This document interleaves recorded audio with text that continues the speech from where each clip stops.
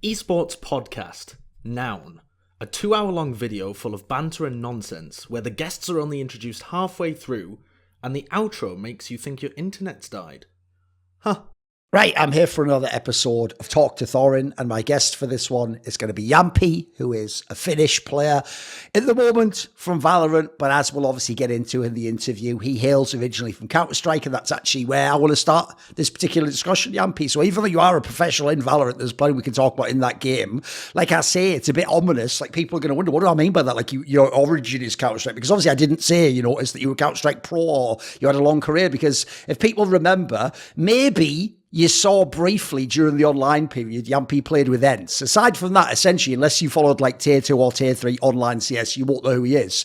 But the reason why it's quite an interesting origin point is, I'll have to set this up at the beginning so people understand why we're a bit careful in the interview. This isn't like a tell-all interview where we can just say absolutely anything, because if people don't know, one component of this story of Jamppi's career within CS was he did actually bring a lawsuit against Valve.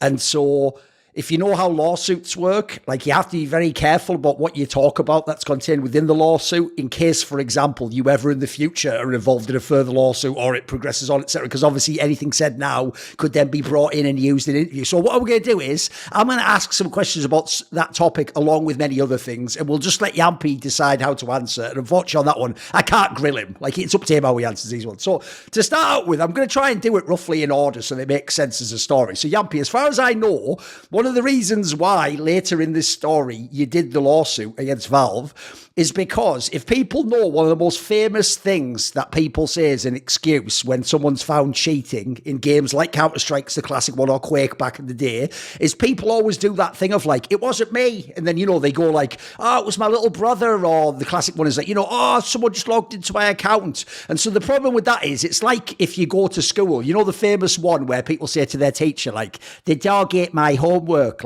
I'm sure there was one dog in history did eat someone's homework, but the problem with that story is, we all know a million people who said that. The dog didn't really eat their homework. They just didn't do it, did they? That was the excuse, right? But your case, I think the reason why people are quite interested in it is, your case sounds like one of the few ones ever where this really is sort of what happened. As far as I remember, wasn't it something along the lines of you bought someone's account on via LAN that when you were 12 and they'd already used the account and got vacked or something, or cheated on? Was it something along these lines? What can you say? I mean, short story. Basically, we have a friends group because we were 30, and at that time, I have said this a million times, and I can also start off to say that it's still very sensitive topic to me. I'm still not, it's like a thing in your life that you regret a lot. Oh, sure, yeah. And you don't really look back, and yeah, so basically we had a friends group, around 10 people in school when we were 13, and, we just basically shared accounts to everyone, because when you're 13, let's say, because I played ice hockey at that time, my friends needed an account because I was in ice hockey, so why don't I just borrow him my account because I don't need it? And yeah, it's something like this, and it's just something stupid you don't really think when you are 13, 14. I was 13 at that time, so it's, I don't know what other to say. But no, that's all good. It's a nice setup at the beginning, right? Okay, the obvious first question to ask is, Jamppi, as you say, one, this was just a case of someone doing it when you were all 13, like you say. So at the time, you obviously had no conception. I'm sure, did you even know there was esports? You had no plans to ever be an esports pro at this point in time anyway, right? No. I knew esports was a thing, because I think Ali was the only player who played in NIP at that time. So Ali was basically the only esports player I knew. And no, not at all. I even had a laptop, so I didn't even play PC games back then. So yeah, it all came a few years after when I started actually playing and got my first computer. Because if people don't know, they're very unique. It's actually specifically just CSGO, bizarrely. There's a very unique set of guidelines where basically what Valve say is, if your account gets VAC banned, as in the internal anti-cheat says the account cheated, then if they know that account was associated with you, what they do is they essentially treat it like you're just banned forever, like the account. And in this case, I mean, the problem people have to remember is it's not like VAC is the court system. You don't like get to go, but I appeal Valve and then appear before Gabe Newell. Like, you know, I did just obviously we all know like the problem is once it's initially happened, it's hard to even contact Valve. It's hard to even get any information off them. So what I would say is this is, do you remember what age you were roughly or how many years ago it was that you got to the level in CS of being whatever semi-pro or something that you actually started to think like, hey, maybe I could be pro now, or maybe like the initial offers are starting to come in? When did this start to actually seem like esports could be a pro thing in CS? It was end of 2017 when I actually attended my first CSGO LAN. I was 16. I just turned 16 at that time. So that was the first real moment that I actually had a thought that it could actually be a career. But even back then I was in school and everything, so it wasn't anything big at that time yet. Because if people don't know, one of the funny things about Counter-Strike is it's actually a way more popular, well-known thing now. But what used to happen back in the day is because we already got to the point where the stat system's pretty good in CS, everyone just started scouring online in Tier 2 for everyone who has good stats. And so everyone knows now, half of them have all become famous players, like people like Shiro, etc. Like in the modern day, obviously Donk, etc. People know who the next people coming is. Well, if people don't know, I think some people have heard this story. Behind the scenes, the first time I heard that you were actually going to potentially be pro was when they made the OG lineup. Obviously, that Dota 2 team came along. And if people don't know, I already was friends with like NBK for many, many years. He's an old school player in CSGO. And I knew XEB, who obviously was coming over from ENCE. And I heard when they were initially putting this project together, you were one of the first names. Like, basically, if people don't know, they ended up going with Mantu, which itself was a bit of a weird pull. If people don't know, he wasn't even an AWP in alternate attacks. As far as I know, the other ones were, there was Poison, who ended up in Complexity, obviously. And then you were the other name, actually. A lot of them were saying, like, you were supposed to be some super talent in, like, FPL level or whatever. Do you remember this time period? Do you remember getting approached by these people? Yeah, actually, I do remember. It was, I think, I'm not sure, but I think I was the first one to get involved because we even had like unofficial contracts where I could know my salary example, and I was I was talking to Seb, the owners and the Dota player. Yeah. It was around September 2019. I remember Alexi messaging me on Twitter that how's it going and how are you looking, and yeah, of course, I was like super interested at first. During that time, I also had other offers. I had from the Dignitas. They also asked me like Freiberg and Xist and Get Right. It was like the old NIP. Oh, right. Okay. And also from Complexity, they were building that one team, so they were also interested. So actually, I had quite many offers at that time. Not like OG was the only one that actually had an offer. The other ones were more like interested, like are you available and stuff. So those teams didn't have any offers, but OG was the only one that we actually also had like I think I remember we had like one practice day and then Seb and the others contacted Valve and they said that I can't play, so it all fell apart, and that's right. This is what I was going to ask, because I actually remember someone saying something like that, like, oh, and then the fifth might be like Jamppi, but like we don't know yet like whether he can play or not. Is the implication it's only once you actually got like real pro level inquiries, as you say, that like this is when essentially you must have told them like I had an account that was backbanned and people just had to look into it. Like technically at this point in the story, you didn't know that you could never be pro, right? No, it was we had to contact them. And then I think after like 1 week or something, we just got an email, like, I think people from OG, because I mean, of course, Valve is not that easy to contact. I don't know how it's nowadays, but I didn't have any contacts to them. So it was like the OG people, or I'm not actually sure who, but they were just asking about it. And then one of them got the email about it. And yeah.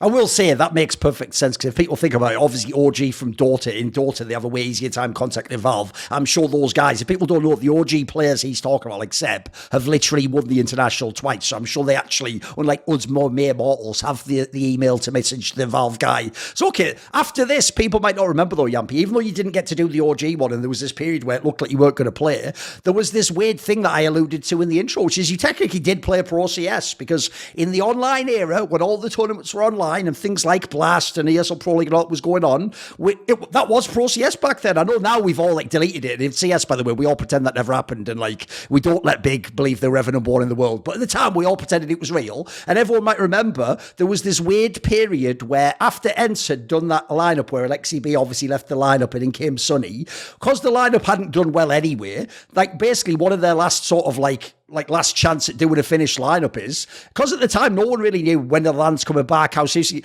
they just sort of said fuck it and just put you in the lineup anyway, right? Can you give me some thoughts on that? Because obviously the thing about that was a bit controversial is even though you were clearly a good player, people knew it'll mean when the lands do come back, they either would have to like use a sixth man to go into the major or just not play the majors. So can you give me some thoughts on that? Like, did they essentially just tell you like essentially because the team's not good, we'll take a hit, or we'll have a sixth man if there's a minute? What would have happened if you'd have stayed in that team? What was the plan? I think before I got into ENCE, I actually had like a really tough period, so I was almost even quitting gaming.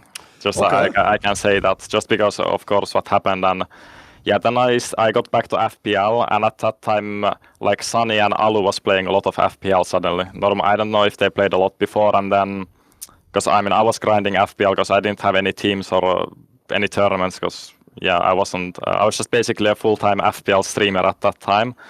And yeah, then COVID hit, and of course ENCE results weren't the best during that time. They were struggling a lot in the tournaments, and then COVID came, and I think even I'm not sure if Valve announced that there is not going to be any majors, but basically there was a thing that no lands is going to be.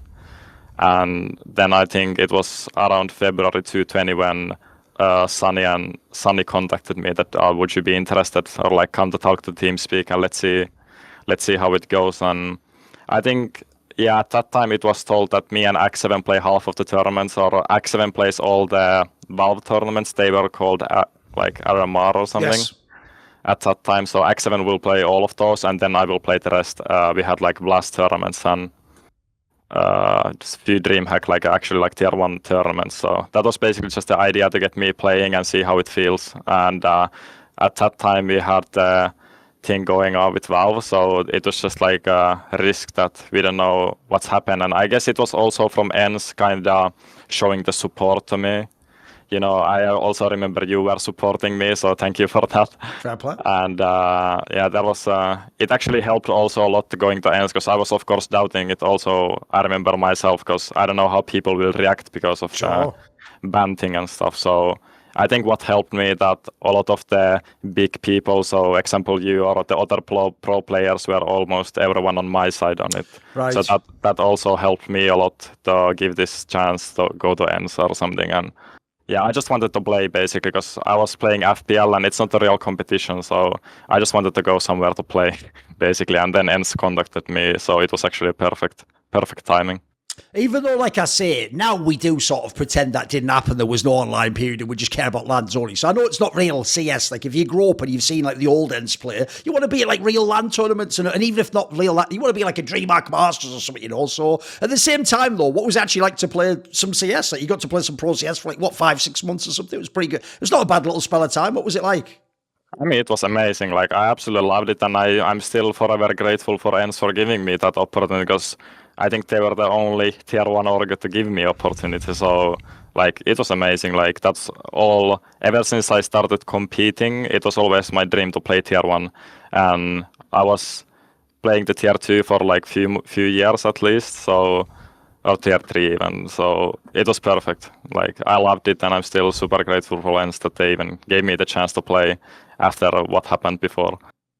Right, one thing I did want to ask you, just to clear this detail up, if you can tell me, is one of the things I really hate about CS in particular is, aside from people like Richard Lewis, there's a lot of sources of info that, like, sometimes it's people speculating or they know half the information. And the worst thing about our community is, because of things like Reddit, one person hears that and then repeats it, and then a different person sees them say that and then repeats that. And then the point is, at the first, if at the beginning it wasn't true, something like sort of gets repeated a million times, so it sort of becomes true. So one of the things people famously said about your court case was everyone was like memeing on you, saying, "Oh, I sued the wrong person, lol. He's like sued the wrong Valve," and like they made it sound for real, like you know you fucking found like Valve plumbers in the yellow pages, and you like content. Can you give me some? Can you say anything about that? Like, what was that situation? I mean, I'm gonna guess it's something like the people that you put on like the court case might not say Valve software. So what was the case? Can you tell me what people were talking about with that? Do you know?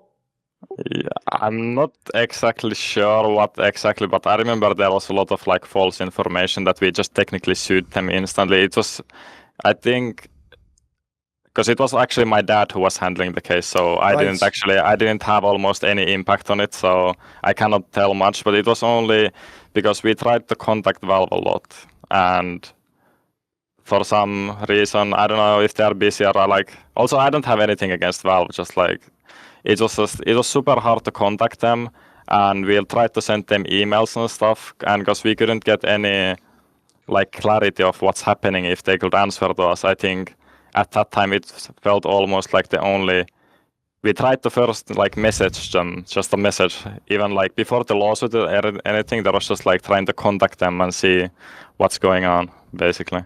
And then when we contacted them, there were already people telling in online that we have sued them, which was never even the case. And then I had to clarify it on stream multiple times that we haven't even sued them or anything. So right.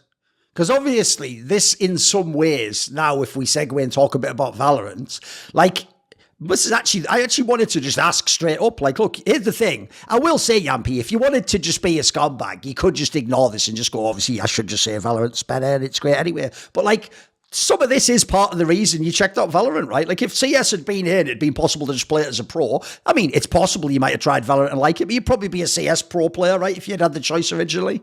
Yeah, I mean, even very honest about it, that if I wouldn't have had ban, or even if I knew, because I don't know if you remember, but I got unbanned after 2 months. I changed to Valorant. So if I knew that I would have, get unbanned in 2 months, I would have never switched to Valorant. That's just how it is. And I'm like, people are still asking me that if that's true, and I'm super happy that I changed to Valorant and I'm not regretting it at all. But if I knew at that time that I'm getting unbanned on 2 months, like why would I have changed? Right. Because even ENCE would have kept me at that time with the international team, even they like said it. Right. It's I would have never changed to Valorant if I knew that I was getting unbanned. Right, because if people don't know, even though I will clarify, this is also very important if you're ever going to do lawsuits, is even though other people who were VAC banned, case is very different from Jamppi's because they might actually have done it, obviously, but just want to be unbanned.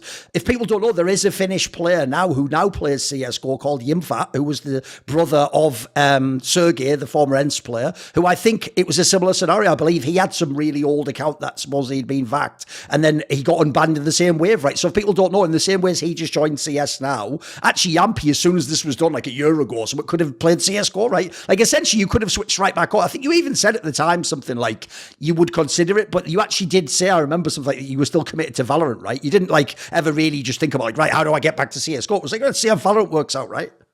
Yeah, actually, when I got unbanned, I got like multiple offers already. Like, was everyone just messaging you like, right, come back? I think technically ENCE was also interested. And there was like some other interests too. And I actually remember to say to Sliggy, who was our coach at that time, I'm already switching back to CS. But then after a long discussion with my family and my like the coaches and stuff, I decided to stay. And just because at that time, and I still think CS is not going to change too much in terms of how the game plays compared to Valorant. It's completely different than it was its example now. And that was one of the biggest reasons that, let's say, if I would have wanted to change like 2 years ago, I could have still made it at the end of the 2021 when I got unbanned. And also, if I can say about Yimpat, you know, he actually said thank you to me and my dad because it was probably one of the things that he also got unbanned. Right. Because, so yeah, that also felt nice that someone who's at the top right now. Yes. Also, maybe I was a little bit helpful, or my dad actually probably more, but that, yeah, he said thanks to us, which was nice. Yeah, if people are unaware, Yimfat, this guy who very recently came into the pro scene, basically won the last CSGO tournament and has been in one of the better teams now. Mouse Sports have actually been quite successful. Yeah, actually, I hadn't even thought of that connection, but yeah, in theory, it might not directly be, but it must be in some sense spurred by this, because as we say, it was a whole wave of people, and they sort of did make a decision of like, right, this specific type of person can be unbanned now. Okay. By the way, to spin it over though, if we go back in time, obviously, actually, Valorant, if people don't know, the beta came out around the time you were actually starting to play CSGO online, fully enough, with ENCE, like it was 2020. So were you someone, even when CSGO came out, when Valorant came out as a beta and you were playing CSGO, were you already playing Valorant on the side? No, I actually downloaded Valorant the first time when I got benched in ENCE. So even when Valorant was actually coming, I also at that time people of course knew that I couldn't play CS like professionals. I also actually got at that time a lot of contacts in Valorant. Like, do you want to change to Valorant or do you want to come? But I was just committed to CS, and yeah, I at that time Valorant was not even on my mind. Like not at all. So you were even so because here's the thing, dude. It's one thing when they go to like people don't know those stories are real. That look, not now. Now it doesn't matter. You're too late now if you're a CSGO player. But at the very beginning of CSGO, it is true. I know CSGO pros. I won't say the names, Jamppi, who never had played Valorant, who actually had like not just an offer, like essentially like we'll send you the contract now, and these are like big orgs that were doing it as well. Like just sign, basically, you can come. In your case, you hadn't even played pro at this point in time. Like you're saying this before you'd played with ENCE, right? So even then, there was like real orgs asking, basically, do you want to play? Yep. And also with Liquid, Sliggy messaged me at the end of 2020, and I also declined him at the first time because I was still in ENCE. Right. He was just messaging me that, do you want to join and how's your, like the band thing? And I said that I'm not changing. And then like after a few weeks, ENCE benched me, and I messaged Sliggy back that like, I've been playing Valorant now for like 2 weeks, and is Liquid still interested or anything? And then it all started basically. Right, because this is what I was going to ask you, is if people are listening to the chronology of the story, I was going to say, how do you get in a Team Liquid in like 2 months of playing the game or something ridiculous or less? Like it's because it's like he already, I mean, essentially, as the assumption here, he'd already seen you play in CS, and so he knew you had talent or something. It was sort of open to the idea of bringing you over. Yeah, I think that was pretty much it. I can say even I got surprised at how fast they wanted me, because like, I literally played 2 weeks when I messaged them back that I'm switching to Valorant, and then after like 1 week, they're already talking about like their next tournament where I could play. So I basically didn't even hit the highest rank on Valorant, the Radiant, before I was in Liquid. So that it also happened like now when I'm thinking back, it happened super fast. So I started Valorant, I think it was the 5th of January 2021. And I signed my Liquid contract on February 9th. So there was like, I played 1 month basically. And they basically gambled just on me that I like the game, I guess. That's fucking wild. The other thing I want to ask was this, is one of the things as well that I found weird about your career is when I look at all the people who came over to Valorant, a lot of them did do the obvious move. Like if someone was like an AWP before, they used the AWP, the operator in Valorant, and then they would be the duelist, right? It was like a quite standard people did that move. In your case, in your team, I noticed you were all like shifting the roles around. And then sometimes you were like the in-game leader. Sometimes maybe you weren't even the AWPer, right? So what was the logic in that sense? Because if people don't know, in CSGO, as far as I know, you were trying to be a primary AWPer most of your career, right? Yeah, at the start, like the first 3-4 months, of course, I had like no experience of playing the game, so I was just playing the duelist, the Jet with AWP, and Sliggy basically told me just play the AWP as much as you want. And then around half a year when I played the game, I got of course more experience, and we started switching the agents, and we had Scream basically in our team, who's of course one of the best aimers and stuff, and sure. we made him as the primary duelist, and I started becoming. I'm also a really talkative person, even though I'm a Finnish person, so I like to talk a lot. And then, yeah, we didn't have a main IGL at that time in the team, and then I think we just tried like few practices for me to try the in-game lead, and then I was the in-game leader for like 3 or 4 months, and yeah, I think that's it. But I think it all just became because we wanted Scream to play the duelist role, and he of course had played much longer than I did. So at the start I was the main duelist just so I can get used to the game, but then we kind of switched it back when Adil became the main duelist. What would you say is like, if people don't know, obviously Scream was one of the people who, like, it's not that he couldn't have played in CSGO anymore, but his career was winding down, he swapped over. I've seen him in the early days when he first came over to Valorant. Like, if people don't know, his mechanics are still insane. Like, he's like, you played with him, mate. He's still got bonkers aim, right? I mean, this guy's insane. You know, some of the stuff he can do in practice or in game, he just did that. Like, he can just win you rounds or games even by himself, you know, just by out-aiming people. So it's like his mechanics is just, I don't know how can you even be that good or like so consistent. Just the aiming style, it's so smooth, and yeah, this guy is just something else. Even like he was in CS, like he was just as good in Valorant than he was in CS. Well, how would you say that Team Liquid has tried to use Scream in this team? Because as I say, it's a bit confusing because, first of all, the lineup did change quite a lot. There was often like a fifth player coming in and out. And then also in your team, you all took a lot of the different roles. Like Sliggy obviously had a very like open mindset. So what was the idea with Scream? Because the other thing as well is like, think about what I said earlier. I also thought, being cynical, like, well, if you've got Scream, he must just permanently be on like Jet or a Duelist or something. But then there was even times where people don't know, he would be playing like KO, the one that does like the cancel on fucking ult or like. So what was the logic of how you were trying to use Scream in this team? I think when Scream was on KO, the main thing is that because KO's abilities are kind of CS, the flash works the same way as in CS, Right. and the nade works the same as in CS. So I think why we put him on KO at one point just because it felt like it was kind of CS agent, so it will suit him well. Okay.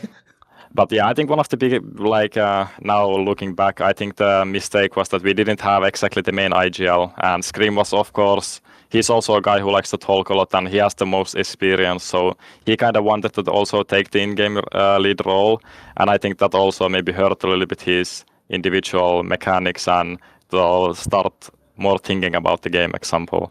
But I think in general in the team, also with Sliggy, we had a lot of like open-mindedness when it came to comp, so we just tried everything, and sometimes it worked and sometimes it didn't work. So, but during the end of the time, I think Scream was only playing the Duelist after all, so we kind of let him do what he wanted. And then also, people can see the theme that's emerging with the Team Liquid Valorant squad at this era.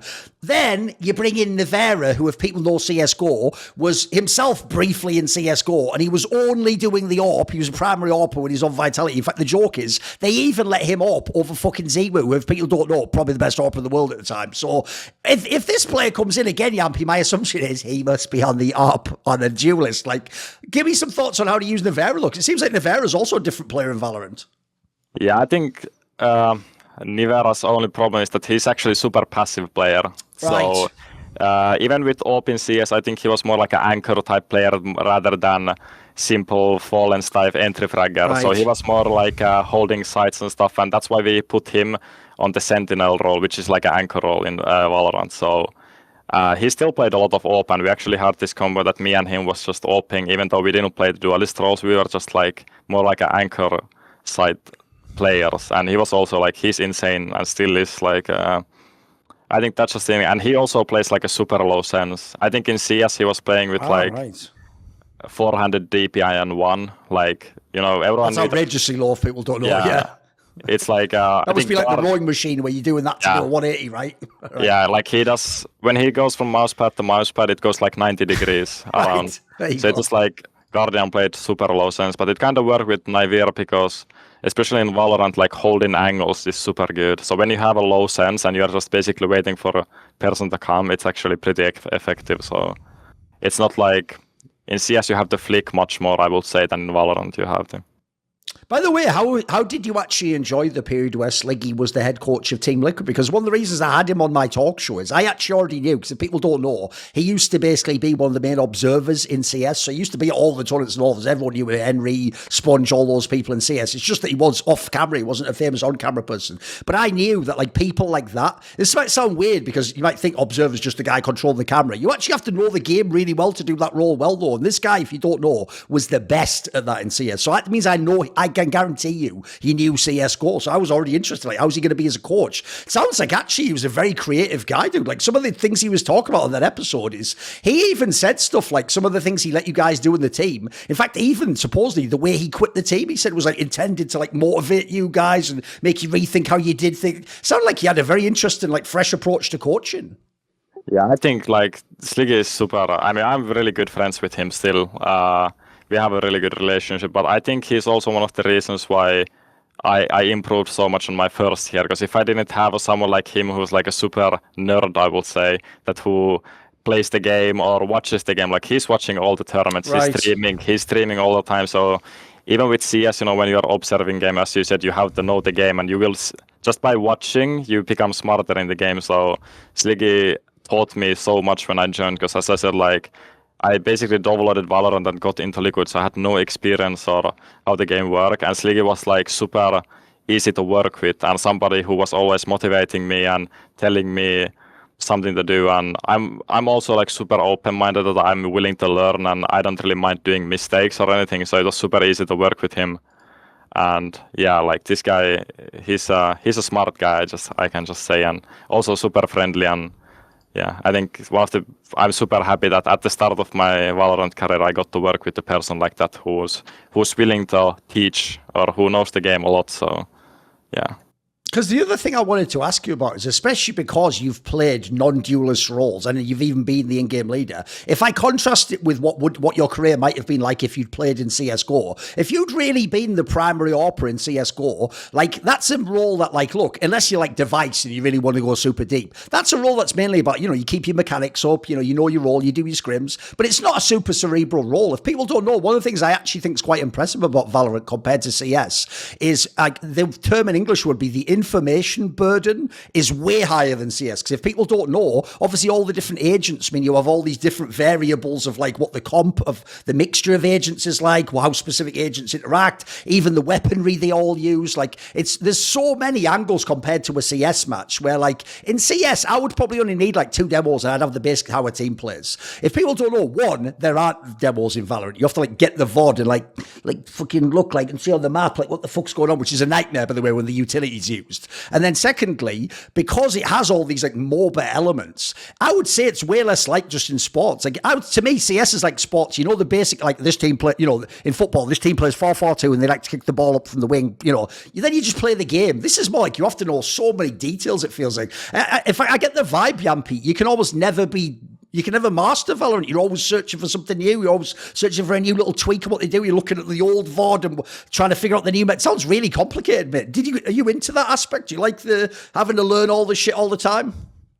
I kind of like the learning stuff because I like to still play a lot of like ranked or like I just enjoy playing a lot. So it kind of comes together, the learning stuff.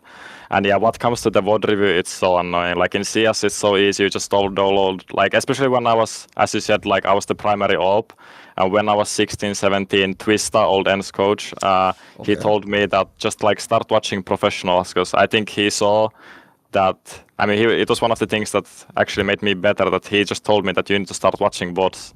And at that time, I started watching a lot of like smart AWP players like Device, and I think Surson was also from Big at that time. He was also super smart in case that I wouldn't say that you need to watch simple demos or somebody because they just get away with some things because he's the best player in the world. So you should watch more of the things that why you should do stuff. So yeah, in Valorant there is every game is almost different. You know, you just don't do Mirage, A smokes and go there 15 times in a row. So it's there's much more like diversity, I would say, when it comes, and I actually kind of enjoy that.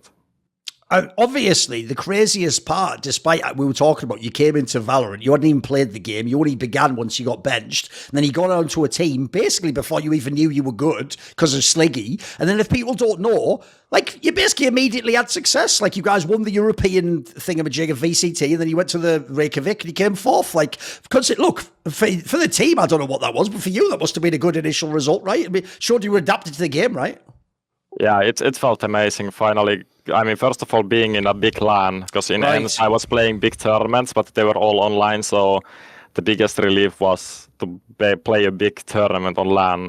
And yeah, but I can say that at the start, you know, when I was scrimming these tier 1 teams, I just remember being like 0-13 at some point, because I had just no idea of being like how the game worked. And it took me, like, I think the first 3-4 months, or even more, I was literally playing just 10 ranked games every day plus practice, just so, because I was like, I think 1 year basically behind of everyone else who started from the beta example.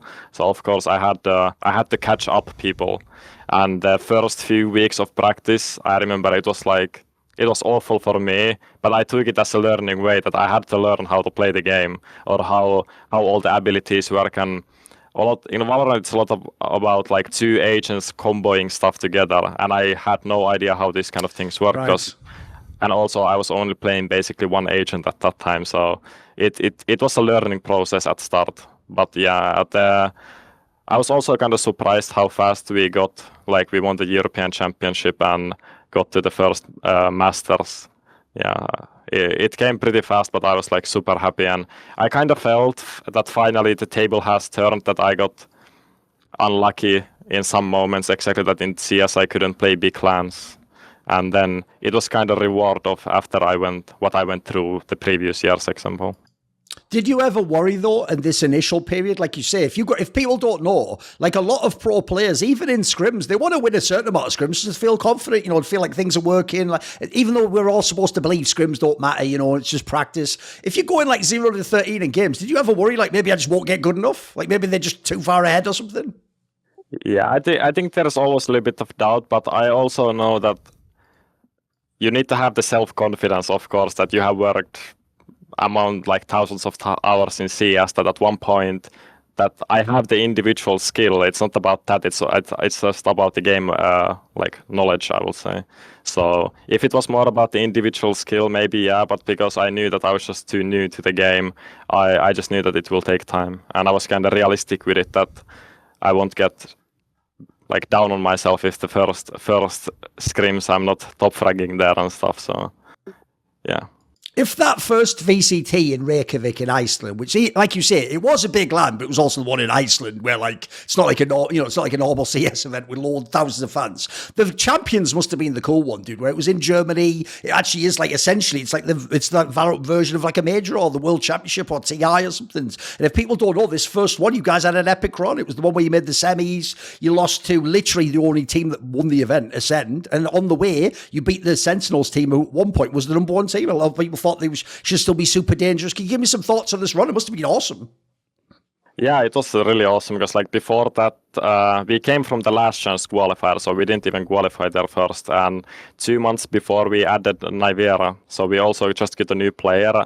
And I think the biggest key was because we won an online event before that, where was basically all the best teams from Europe, and we won that, so it also gave us a lot of confidence going into Champions.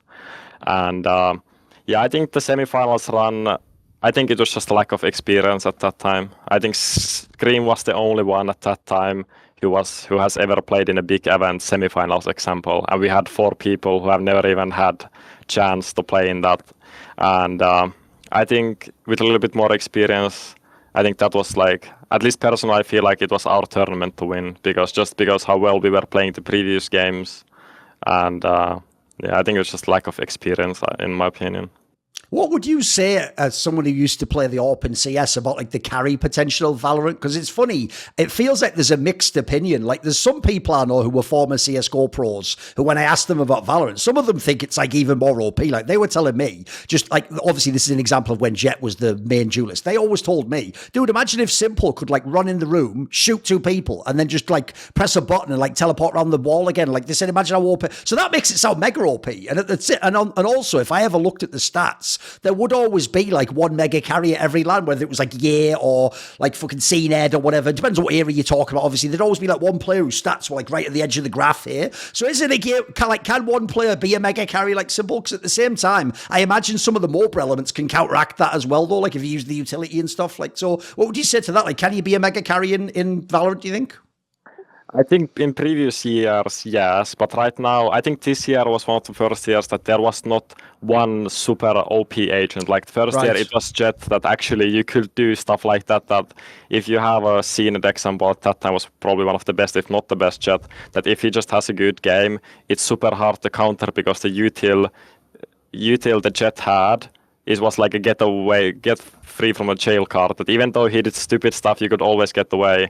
And then 2021, we had the Chamber, who had the teleport ability, what I also played. So I know from experience, if you just have a good game, it was possible to just solo carry a games, because you have an agent that you can get the kill and you cannot be traded, because it's like in CS or Valorant, trading is one of the biggest, like, how do you say it? Concepts. Yeah, exactly, that you need to trade, that if somebody is peeking, you need to be there together, so it gets 4v4. And if you have an agent that cannot be traded, it's basically always gonna, or most of the time, gonna be 5v4. So yeah, I think previously you could have players that could just full carry the game. But I think this year it was more balanced. By the way, here's the thing. Even though, like, I've watched the era when Jet was like OP, and it's like it was, but at the same time, when people think of the agent, they are also thinking the absolute best players playing it, like TenZ and stuff like that, who were super cracked out mechanically. So, like, I do get that was OP, but I actually think when the Chamber agent was OP, was easily the most ridiculous one I've ever seen, Jamppi, because it could teleport. It could kill. This is even worse than the Jet one. You could already kill people, but it's like if Simple could kill people here, then teleport and just be on the other side of the map at the other bomb site. That's even more crazy to me. So, like, I get now that unfortunately they went the other way and like nerfed it to the ground, but I'm amazed how long that was OP for, dude. That was a long time they let that just run in the pro scene, right? Yeah, it was basically the whole 2022 year that the Chamber was OP, and I absolutely agree with you. I think with Jet, you still had a skill ceiling, because I was playing Jet also the first half year, and I think I had moments where I could carry games, but it wasn't like just easy that you could teleport. You actually had to think about the game and choose the peaks you want to do, because you cannot you cannot teleport, but you still have a kind of mechanic to get away. So I think definitely I agree with you that Chamber was 1,000 times more OP than Jet ever was. Right, here's the question though, is obviously when it comes to last year, Team Liquid was all over the place, mate, because like it was like every time you were like this close to the team getting good and actually like establishing yourselves and making a run, things just went off kilter, and obviously again more roster moves and changing things up and the coach coming in and out. So how would you explain the like what happened from the first year, which had a lot of promise like we're talking about, what happened to now? What's happened in Team Liquid? What was last year about from your perspective? Yeah, last year was a big roller coaster for me, for myself, and for the whole team. I think it's just a thing that, I mean, first of all, we didn't do any tryouts last year.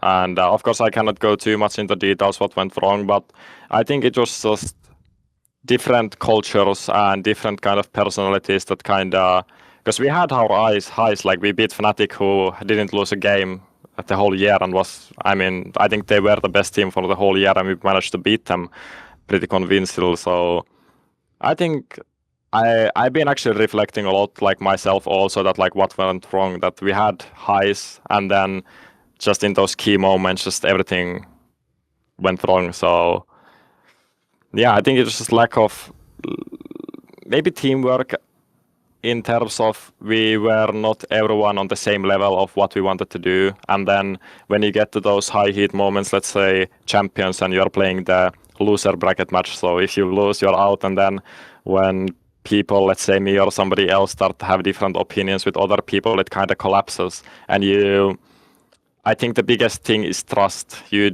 start distrusting people, and how can you play or win games when you don't trust your teammates?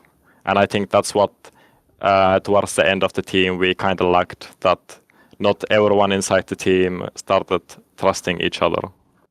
I do want to ask you some questions about like coming into this year. I know that here's the complicated thing, because I don't know if you have this problem, but I have the same problem in League of Legends, which is when it comes to the off season, my brain wants to say last year when it actually means this year, but just earlier this year. So like, I mean 2023 for this, right? Coming into this year, obviously because of the VCT like partnerships program, loads of the rosters changed, and yours was one of them. Even though in the past you had that like mixed up rotating roles roster, obviously Nevera and Scream went and did the Carmine Corp team and all that stuff. Like when that stuff went down like that, what was it like from your perspective? Like, did you already know you were going to stay in Team Liquid? Did you know you were going to rebuild? Did you know, for example, these guys are going to go to a French team? Like, was that an issue? Had you expected them to stay? Was there ever a plan like maybe the whole team just goes into the partnership program with the same lineup from 2022? What was the plan for you? I think pretty start, I think Liquid told me that I'm going to stay in the team.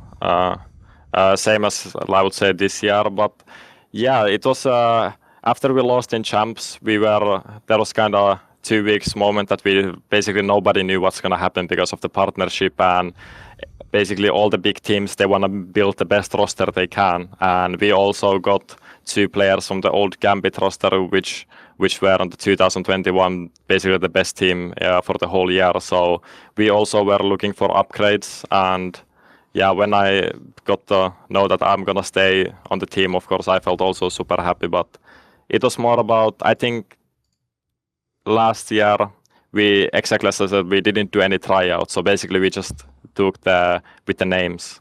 And this year, it was a little bit different. We had like a big tryout session with everything. So if I ask you about some of the players that you got brought into this team, because on paper, this roster looked really interesting, actually. It's a mix of players, like you say. So actually, before we get into the Gambit players, I want to ask about Safe, the Swedish player, because it actually seems like in your team, he's been something of a revelation. Like, he has been really good. He's had times when people are quite impressed. So was this player, like, was this more of a gamble, this pickup? Was it one you kind of scouted? Did you know this was going to be a good pickup? What do you think? Yeah, I think everybody knew that that was the Masters Copenhagen, the second Masters of the year, and Safe was owning there. So also in the LCQ, I think he was the highest rated player. So we knew what he's capable of. The only thing was that he was also playing the chamber, so which was kind of like collapsing with my role at that time. So it was at the start, it was a lot of role clashing, I would say. But yeah, it wasn't like a no-brainer to take Safe at all. I think everybody knew how good he is.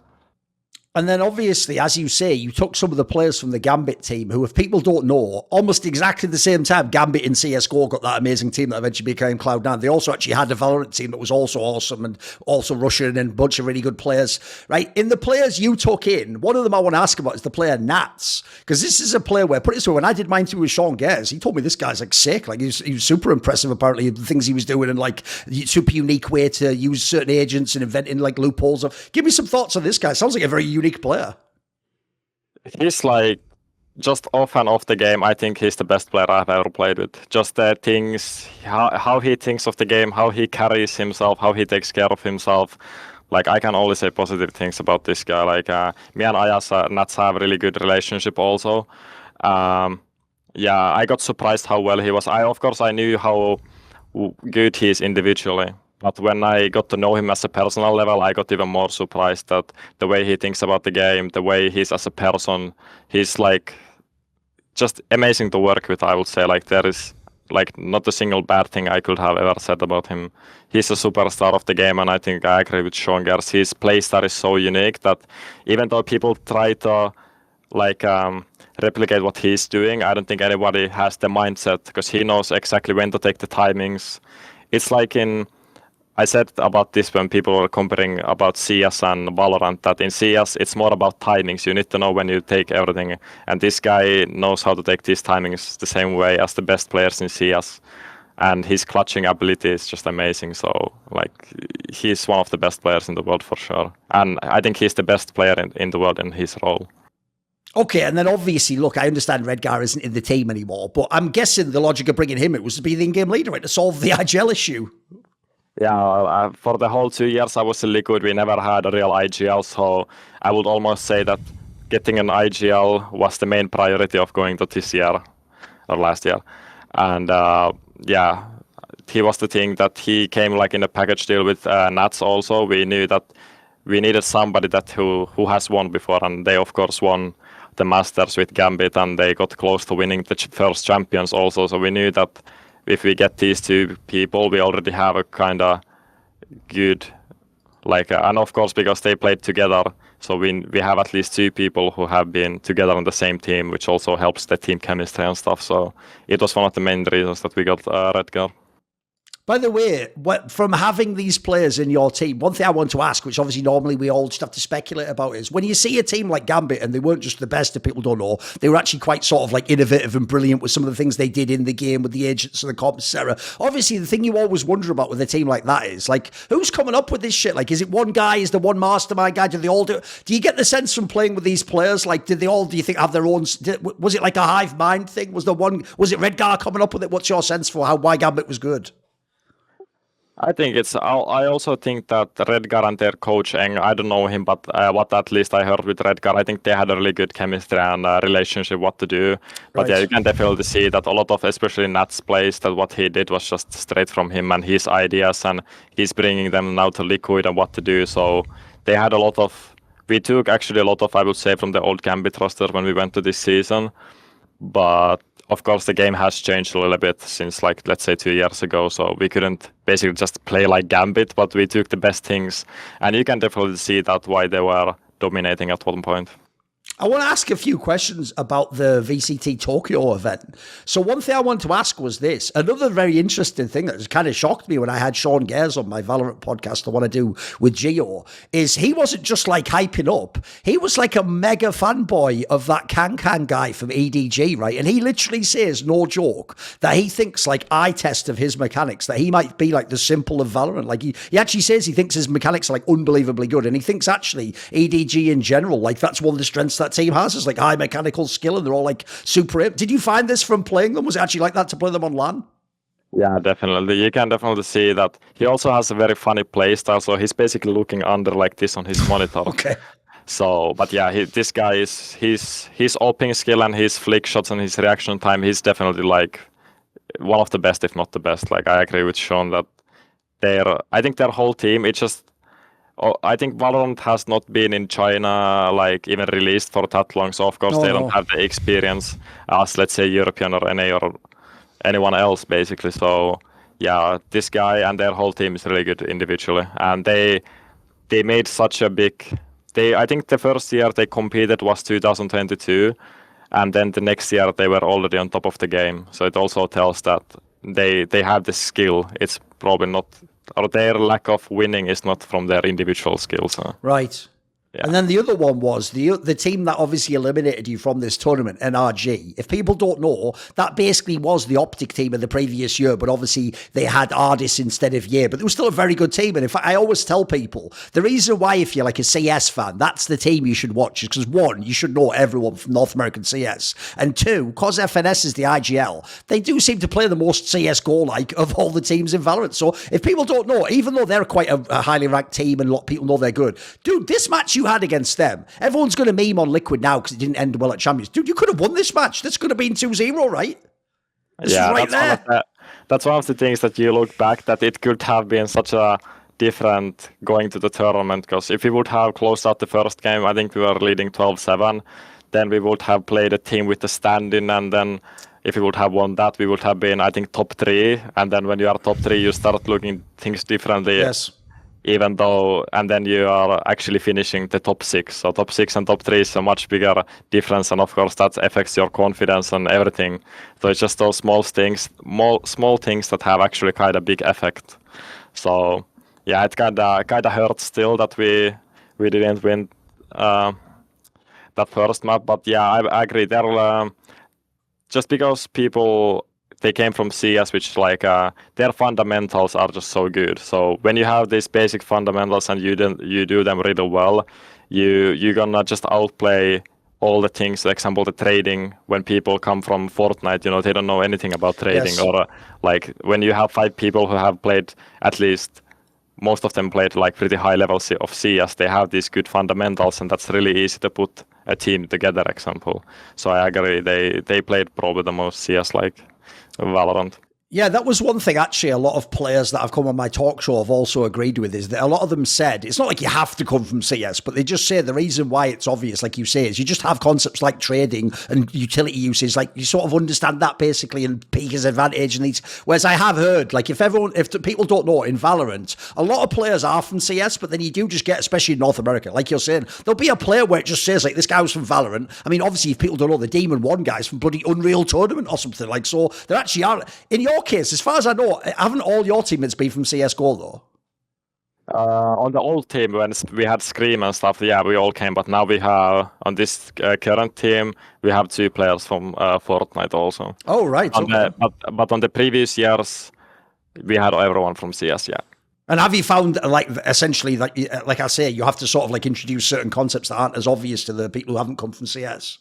Yeah, I agree. It's just, there are some things that are so obvious that you have learned when you have been grinding the tier 2 or tier 3 example, and it comes already from that time.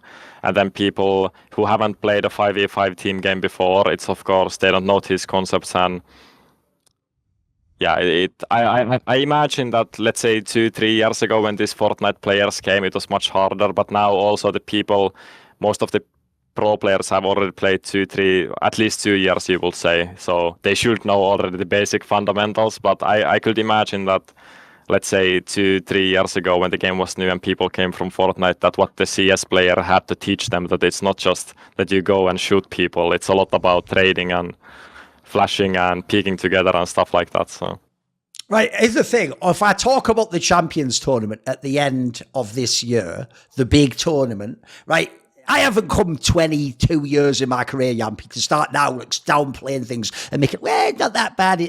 Like, at the end of the day, if you come last place at the biggest tournament, that can never be okay. Like, that is obviously shit. No one wants that. Like, it'll feel like failure. But I will give you one out, which is, here's how I want to set it up.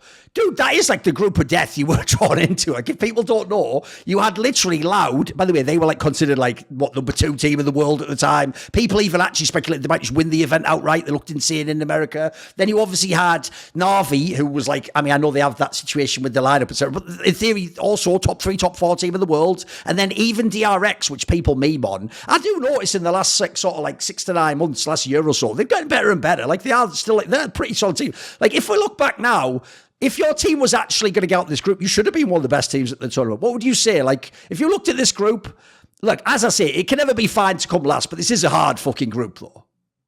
yeah, I mean, it was the group of that. Like, we had, I mean, Loud were the defending champions also, and yeah, it was a tough group. But it's also like, if you want to be the best, you need to beat anyone. So it's also those things that I don't think we deserve to be like get even out of the groups or anything. It could be a different chance that, let's say, we had an easier group and then we get to the playoffs. Maybe our confidence and everything is different. But yeah, it was against Na'Vi. We had like 13-11 an overtime game. So again, those little moments that can affect actually a lot, that we wouldn't have played Loud in the losers match, who actually 10 came and eliminated Fnatic again, who were the best team of the whole season basically. So it's those small things, and it's also just like, you know, when you're representing like organization like Liquid, you know, it's one of the biggest and most legendary orgs that you can have in the whole esport. It's never like, it's embarrassing for me that we comes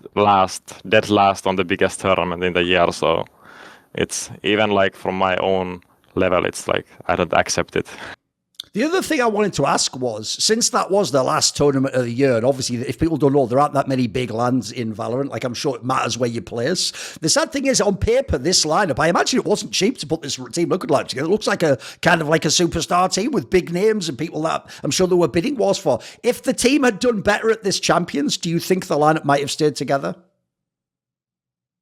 I think there would have, I would say that if we would have won the tournament, I don't think we would have changed. Okay. But I think otherwise, if we wouldn't have tournament, I think you could feel that there was changes coming. Maybe not as much as we did now, example 3 players, but I could still feel that most likely there would have been a little change, even though if we would have, let's say, make the top 3 or top 4.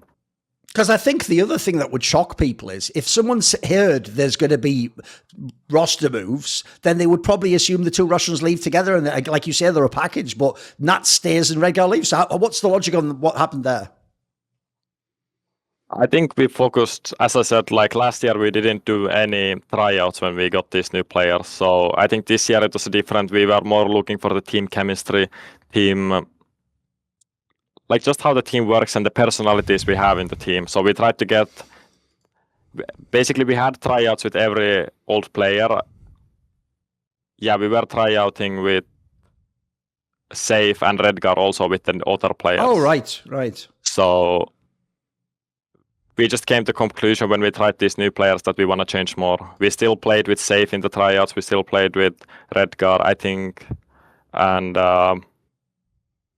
yeah, we just came to the conclusion that when because we got 3 new players who were all in the team together. So we basically took a new package deal and we focused a lot in the chemistry of the team. And during these tryouts, they lasted for 1 month. So we basically played almost 30 days straight with every player, like a lot of the tier 2 players, tier 1 players from different teams. And we were just trying to get the vibes that feel with basically me and Nats, because Liquid wanted to keep me and Nats on basically the base of the team. So we also had a lot of, I would say, impact who we get. And yeah, I think that just became the biggest thing, that we got these 3 players that we got now and how well they fit the team in terms of personality-wise, goal-wise, And I think that was the reason why we exactly changed 3 people instead of 1 or 2. Yeah, as you say, in this time, it isn't just picking like a player from this. All these players played together. The 3 that came in Apex, or presumably they already had pre-existing chemistry, right? What is this specifically? Like, was there something about Apex, the team you liked? Why pick this group, like you say, who've all played together? I mean, they were the best tier 2 team in the whole year. Even though they lost in the final game of the qualifying the VCT, I think they won like 25 matches in a row, and we all knew that how good they were. Of course, we also had other options during the trials that maybe we would have like, or where, let's say we wouldn't have got ENCE as our in-game leader. We would have had, of course, let's say Redgar or some other IGL from the trials. But when we got to see basically that we got all the 3 players we originally wanted, it was just like an easy deal that it wasn't never our goal that we need to get 3 players from the same team to get... it just basically happened. We saw how well it works when we were practicing in the trials, and we just decided to go for it. By the way, one thing that I find quite interesting is, obviously, if people don't know, a bit like everyone in CSGO going and checking HLTV.org for the stats, and then, sadly, not watching the games and judging all the players off what the stats is. If people don't know, don't worry, they all do that in Valorant too. They all just go to like fucking whatever it is, like the spike.gg, and then they all look at that rating the same way and treat it like God. Look, as a guide, it's not bad. Like I will say, you can tell who carried, you can tell who had a really bad LAN. I've noticed in general, it feels like your LANs are like a coin flip, dude. You have like some that are pretty good, you have some that are just bad. Like, what would you say in general? What's the experience of playing Valorant at the big LANs been like for you individually? I agree with you, and I'm like, I'm that kind of person who's, at least I try to be honest to myself, and as I said to you, that I'm reflecting a lot what happened last year, and it's exactly those moments.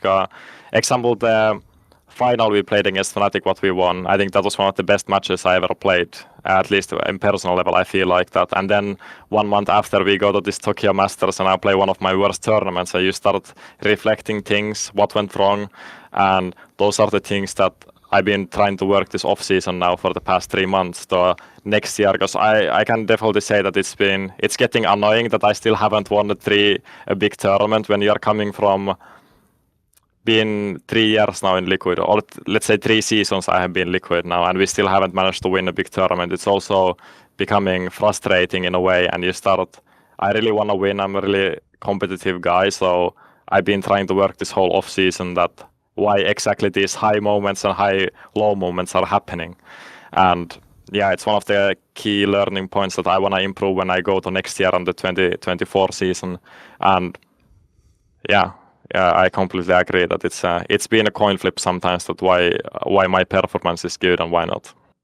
By the way, you already said earlier that, like, technically it was only a few months into Valorant that you were unbanned, and obviously you didn't come back immediately, you chose to stay in Valorant, right? I'm sure people did ask you this 1 million times, but even though technically, like, CS2's already here, like, essentially we just replaced CSGO, it's gone, and we're just doing CS2 now. But at the time, when people made it sound like CS2 was coming, I think a lot of people actually thought it was going to be more like a brand new game getting launched, you know, like, oh, everyone in the whole world comes for the first month and streams CSGO. By the way, that didn't even happen, you know, it's like all those fuckers from Valorant, like Tarek just stayed in bloody Valorant. Where were you, homie? They weren't doing all the streams for 2 weeks in CS2. Like, everyone doesn't seem like mad that much. But when we thought it was going to be like that, Jamppi, it was like, you know, maybe they announced, like, I don't know, there's an international for CS2. When you heard CS2 was coming, did that ever make you think, maybe I will play that one day, or I'll consider was it ever even in your mind?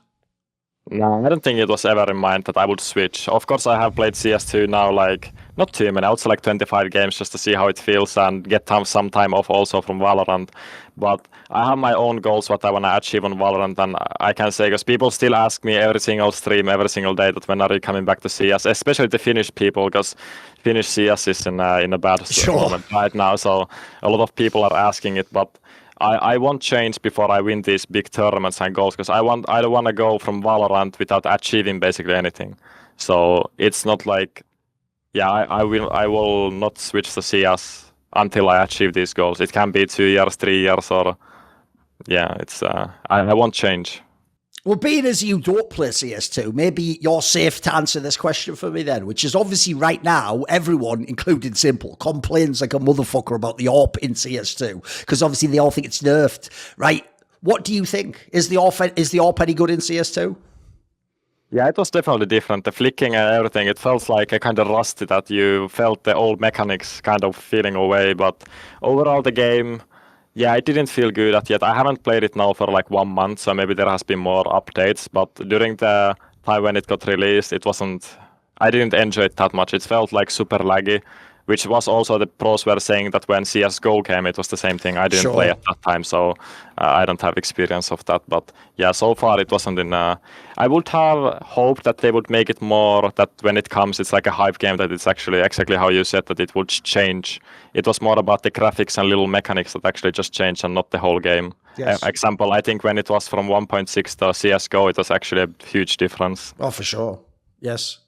By the way, along these lines then, look, I might have to leave this purposely vague, but people want to know what, obviously, let's just make this clear. If you listen to what Jamppi said, he has no plans whatsoever to play CS professionally right now. He's a Valorant player. And obviously, by the way, if things go awesome, it's not just about, like, you're even downplaying it, but like, I need to win one big tournament. The dream is just win everything in Valorant. You want to win, like, 3 champions and all the VCTs. So let's say everything goes awesome. The question I would say, I'll phrase it very carefully, is more like this. Would you just like, though, let's imagine you have a 10-year career. At some point in your career, would you like to try and be a CS pro, though? Is it something down the line you think to yourself, if there's a chance in, like, I don't know, 5 years, if there's a CS3, I'd want to play. Is it still something that's like a bucket list thing? You'd want to be a CS pro? Does it matter? Maybe it doesn't matter. Maybe how do you feel? Maybe you're just a Valorant player now. That's cool too. Yeah, I don't think it matters in terms of if I'm a Valorant or CS player, but I will say it would feel kind of nice to be back in CS at one point and basically fulfill those dreams that I couldn't as a kid. You know, I dreamed to be CSGO pro for when I was 16. So it doesn't matter to me, like, let's say rest of my career I'm a Valorant player, I'm completely fine with that. But let's say exactly that I win everything on Valorant, why not? Like, let's say I have accomplished all the dreams I have in Valorant and there is not anything else that I can accomplish, let's say. And at that time I feel like, let's give it a try, like, fuck it basically, and let's go for CS2, or whatever CS it is then. But I think that if I keep the time and I put the same amount of effort, I think I could make it in CS, even though I haven't played for a few years. Right, this is going to sound like a weird question, but I've heard that in the modern day, this is just how out of touch I am, mate. Apparently, the modern day, the Zoomers even think League of Legends is an old game, and they don't even play that. So already that makes me a bit worried, because to me, that's like a noob little kids game, you know, like, and CS and Quake are the best, and fuck all the little kids. So the question I have goes like this. In Finland, I know for a long, long time, even though it's not like esports was huge, obviously people were very loyal to CS. People probably to this day play CS and gathers, and I don't know if Clanbase exists, but whatever pickup service they use, maybe they use FPL, Face It Now or whatever, you know, right? Is Valorant a game that at all has any sort of like, has it got any culture in Finland? Like, do the kids play Valorant there? Is there any hype around the game, do you think? I mean, there's of course a little bit, but it's nowhere near CS. Like, CS has always been the main game. You know, when we had ENCE, I think ENCE boom was the biggest thing when a lot of people came to CS or follow them. But no, not yet in Valorant. I think Valorant still there is. I mean, even though we have more top players in Valorant in Finland than we currently have in CS, still the Valorant scene in Finland is not as big. And hopefully, maybe one time we would have a full Finnish team in Valorant, maybe which could change it. But currently, it's like, let's say there is 10,000 fans, 9,500 of them is CS fans, and 500 is Valorant fans. It's there is still people, of course, who, example, come to my streams or let's say Derge streams. It's but it's much more smaller than it was or it is in CS. Oh, as you said as well, like you said it yourself, like normally I've known a lot of Finnish people over the years. If people don't know, if you look at the ones I'm friends with, they're the more weird ones where the joke is to be weird in Finland means actually to be very social. So I'm friends with Natu and Lerp and people like that. Like even players like Alexi B that I know, they are more traditional Finnish. They just keep to themselves, you know, they're not people who come and make crazy statements. So does that mean in general, have you always been someone who's a bit more outgoing? It sounds like you haven't had any issues in that sense. People don't seem to think you're antisocial or anything. You seem like you're quite outgoing in that regard. Yeah, I think I have always been kind of social person in terms of in school or everything. I always wanted to be the people who were like doing something. You know, I was in the school bands and I always been like super active and been wanting to be in the interviews and doing stuff like that. So it's been like kind of my role always. And also I think, you know, when people think, or even I think, you know, the band thing, you know, even though it was a sad moment, I think that also grew me as a person to appreciate something, because as I said, that I was almost quitting my career at that time. So when you're basically taken away something you love or your job basically at that time, and then you get it back, you start appreciating your job much more, or as an esports player. So even though it was a bad time for me, I think the end of the 2019 and the start of the whole 2020 year, the amount I grew up as a person and started to think more about things, and also some things to not give a single shit, because of course I got a lot of hate at that time also. Yes. So it also grew me a lot as a person and what to think. So even though it was a bad thing, it let me go on some things which I shouldn't care about as a player, or yeah. Yes. Oh, I know what you mean. Like, if people don't know, if you, like, in this scenario, I can even already imagine without seeing it, mate. Like, essentially, it's just people who are mad about, like, cheating existing in games. So they're just flaming you, even though it's like they played you when you cheated them. It's just like, get out, cheater. What's a cheater? Oh, it's all that shit. People know. The other thing to say as well is, though, I could imagine if you were in a position where you thought, maybe I'll never get to be a pro in esports, it must be pretty awesome to have come and had a career. Like we said, you were in the semi-finals of the Valorant World Championship in 1 year. Like, it's actually been a big turnaround from where you were all those years ago and you couldn't get in the scene, right? Yeah, definitely. I still appreciate, I love my job, and that's why, I mean, I'm still only 22, you know. I'm still a young people. I hope I can at least play for 5-6 more years and achieve these great things. So it's I'm super happy that after that, couldn't go to OG and then other offers, and then being able to turn it around. I think that's some things that I can also be proud of myself that I managed to do that. And I think that's one of the things that I also changed me mentally, that I'm much more positive person as of now, because I know what it takes to be a pro, and I know that not everyone can be in a position that they can play video games as a living. And then if you think that how many people would love to be an esports player, and the percentage of who actually be it's super small. So yeah, it's I'm proud of myself that I was managed to basically turn it around. And then I was going to ask this question, but you already sort of answered it. So you can just tell me the specific one. I was going to say, if someone wanted to follow your career in Valorant, they wanted to see, like, what's your best match? You said before, what was it, the final of EMEA, did you say it was? That was the one you thought you played the best in? Yeah, I think that was when I played the best. So it was against Fnatic, right? Yeah, and that was the best match I played. And how would you describe, if people didn't know, what is Jamppi's style of play? What are his strengths and his tendencies?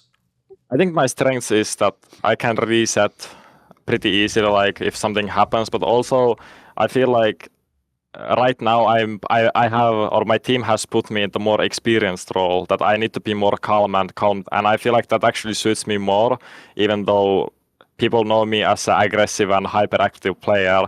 But at least for maybe even this year, I could have changed something to be that kind of player, and that's actually how I was in the game against Fnatic. I was like, in the situations, I felt like I was calm and controlling the game. In terms of, let's say 2 years ago, I was always in the action, you know. I have become more passive player maybe, which is a good thing. And I think that's one of the strengths that I can have, is also like just the mentality and getting the team. I try to help the team to be in as positive environment, because I know for a fact that, let's say you are in a grand final and some of your teammates start doing their smashing the desks or something, you're never gonna be able to win or come back mentally as it for the match. You know, it's almost mentally lost already once your teammates start punching the desks or whatever. So has it been tricky swapping roles? Because obviously, if people don't know, it's not Dota 2. If you swap roles, you have to play different agents. Like, you can't just play the same agent and just make it work in every possible role. So if people don't know, like, even though, yeah, I get that certain things are OP and they cycle anyway in the meta, at the same time, most people have just stuck to one role. Like, they just get to like two or three agents and then try and get really good at it. So is it trickier trying to switch and then relearn new ones, or have to come into, like, play one that someone else has been doing for a year and you've done it for 2 months? Has it been tricky? Yeah, of course, it's definitely tricky, especially when there is the no watch system, that I can just go watch. Let's say I need to change a role and I go watch those players who are the best at the role. So it's you kind of have to self-learn a lot of stuff. So of course you cannot be as good as some guy who has played the duelist role for 2 years, and then you switch to duelist and you expect to be as good as this guy is. But I think you just need to work on it. Like when my team, let's say they put me in a new role, I just try to go play it in ranked and see, even though it's not like a real team situation, but you just get to feel the mechanics and the abilities that the agent has, example. So, yeah. At the end of this interview, do you have a final message? Do you have anyone you want to say hello to or thank? I mean, I want to thank, of course, my dad. You know, he's always been supporting me during the hard times, and I also hope that not many. Of course, there's a lot of probably people in CS who's gonna be watching it because you have, of course, a huge base in CS. That I hope not many people see me as a bad person or anything, because you know, even though, of course, what happened in CS was not like good or anything. So I hope people see me as a nice person, because that's what I try to be, and I don't want to have conflicts with anyone. So, and of course, you know, family, Team Liquid, you know, they've been giving me this opportunity for 3 years, and I hope one day I can bring them a big trophy this, let's say, the next year. So, yeah, thank you to all the fans. Yeah, Kitos. Kitos, exactly. Kitos, everyone. I may not have the most supporters in the world, but the ones I do have are straight fire, and they include Matt Pugnatio Rajcula, Frisky, Ahmed Hadjou, Thooorin, Tobias Bernasconi, Animosity, Tosh, Jensen Goh, and you know it always is a special thanks going out to Jerky's Minion. Do you want to suggest a topic or a guest for my show? Do you want to see things I say on my Discord, a little piece of straight fire I drop in the Patreon-only channels, stories I tell people in the other ones? Do you want to ask a question in my monthly AMA? Do you want teasers? Find out who the next guests are for Reflections interviews? Maybe you want to be one of those people who takes part in the long-form discussion with me where we talk about whatever's on your mind in esports. Well, if any of those or more sound interesting, why not support me, put your money where your mouth is, and join the Scrolluminati today via the Patreon link in the description box below.